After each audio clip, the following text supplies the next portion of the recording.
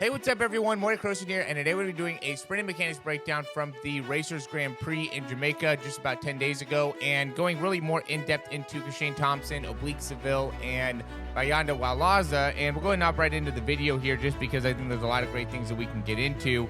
First thing, Kishane Thompson 9.88, really impressive. Probably the favorite to win the World Championships later this year, and he's again off to a great start. One of the best sprinters in Jamaica. Him and Oblique Seville, who we see out here, are both doing a great job to start off the year. And then Bayanda Walaza is also going and really increasing the competition that he's going up against. He ran 9.94 earlier, and I think he's somebody that is still very interesting when it comes to later in the year and seeing where he ends up. And he also has a very interesting kind of technique we can see later on in the race. He does a lot of head movement, kind of inefficient there with his top speed, but he's very quick out the blocks, which I think helped with Kishane Thompson and being able to run a great time. Really forced Kishane Thompson to be very quick out of the blocks as well. Really, him, Oblique Seville, Kishane Thompson, Bayanda Walaza, Oblique Seville, all very good out the blocks. We can see how good he does it, being able to get that foot right down, basically spends no time with that back foot off the ground there, and gets a great push out of that front leg. Two really elite things that we can see with Kishane Thompson in his acceleration. Very quick. He's one of the first guys to get his feet down when he's accelerating, or that first foot down when he's accelerating, and then with the second step ends up picking up good distance, lands with that foot underneath the hip, and this time he lands pretty similar to everybody with that second step.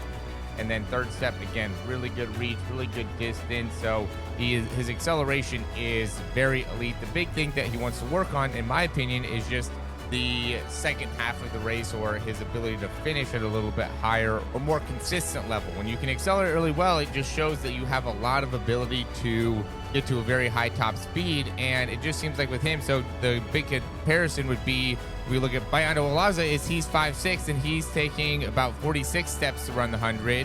And so with Kishane Thompson, who is actually 6'1", you would expect him to be closer to like 44 steps. And just for a comparison, Usain Bolt runs in like 41 steps. 6'5" runs in 41 steps. So we can see there's definitely a good amount of difference that should be happening, especially when you're running very fast and taller. But the thing with him is he just doesn't cover very much ground. So when he gets into his top speed, he's much more kind of straight down with his steps. He gets out in front with everybody very early on, and then it just seems like he ends up kind of getting caught, like Oblique Seville kind of caught up to him a little bit more. And even again, when we saw in the Olympics with Noah Lyles, he kind of caught him there at the end. So just being able to get a little bit more consistent in that top end and being able to take less steps. And again, with Noah Lyles, even at 5'11", 5'10", 5'11", he ran the 144 steps. So one step less, even though he is about 2 inches shorter than Kishane Thompson. So that's a big thing that really stands out with him.